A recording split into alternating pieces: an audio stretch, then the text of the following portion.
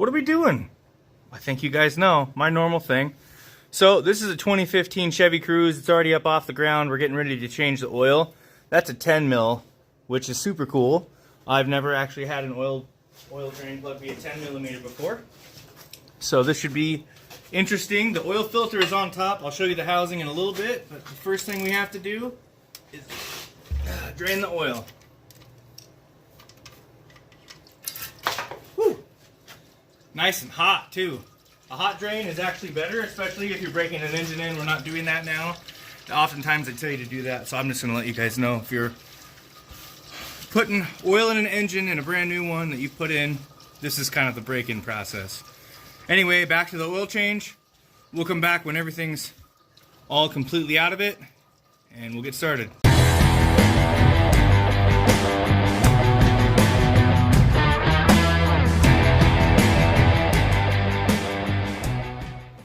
That's good enough. We'll let most of it drain out of there. So now,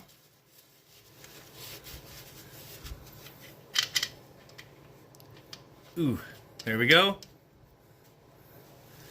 There's actually a torque spec on the bottom of the oil pan that says 14 Newton meters, which is the same as snug, essentially. So I'm just going to snug it. That's good. Right there. That should be good. You don't want to go too tight on those. Don't put them back with an impact wrench. That's you oil change places, especially Walmart. Don't do it. Okay guys, what do we do after? You already know. And I'm gonna get that right there. I'm a little suspect about this stuff over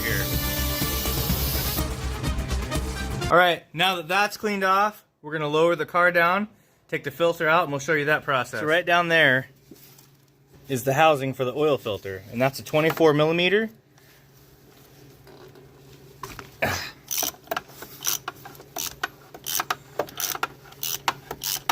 Well, that's on there good too.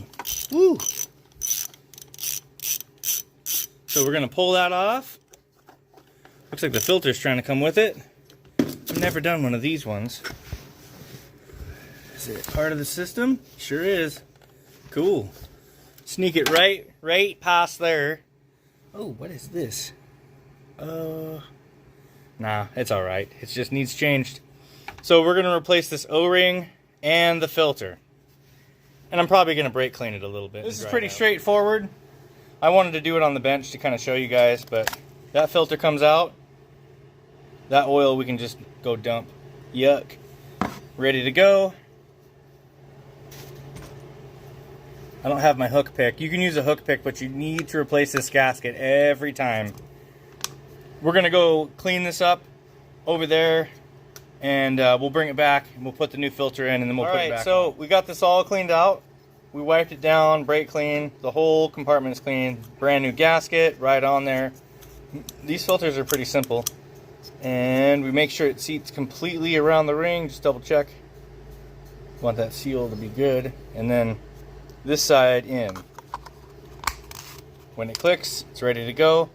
Let's go put it back in. We're kind of at an angle, but you see where we're at. So we'll put this back.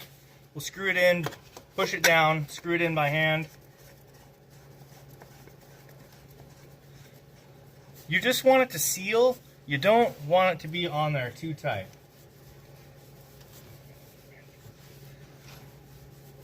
Okay, so that's good on finger tight. Remember, it's a 24. You can grab a 24.5 inch and an extension. It's gonna seat and snug. If you go too tight, you're gonna break it. Don't be stupid. I mean, be careful. Okay, it's sat, little snug, and that's good. That's enough. You don't need too much. So now we're gonna get ready, and we're gonna go put some oil in. All right, guys. Now we're ready to add oil. It says 5W30 on the cap. I looked it up anyway. Always use full synthetic on these 2015s. They are required. No semi, no conventional, 100% full synthetic, and we're using the pretty good stuff. Pretty good price points if you can get them at Walmart. Great. If you get it at the parts store, that's fine too. But the Platinum full synthetic Pennzoil is pretty good. It's 4.5 quarts to fill. So we're going to put 4 quarts in. We'll check the level. run the vehicle just for a quick minute so that it primes the oil pump, and then we'll clean the dipstick off and check it again like we do in our other videos. So there's also a level indicator on the back here, right there. So this is 5 quarts. When you get down to 1, stop. You can do it in separate intervals if you're not quite sure. Stop at 1.5, stop at 2 and check it, but should be right about there.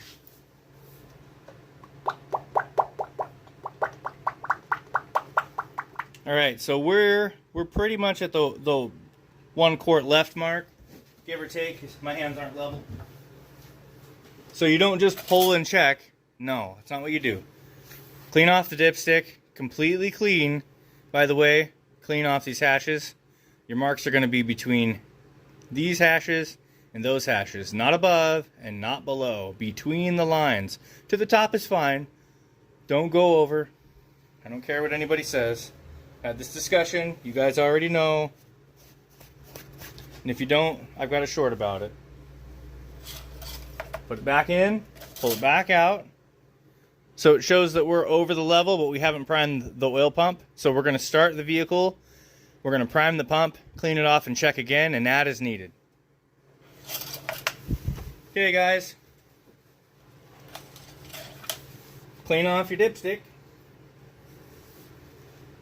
We're not adding oil, we're checking it, remember? Check, then add. Huh, well, she looks good. I want to check one more time.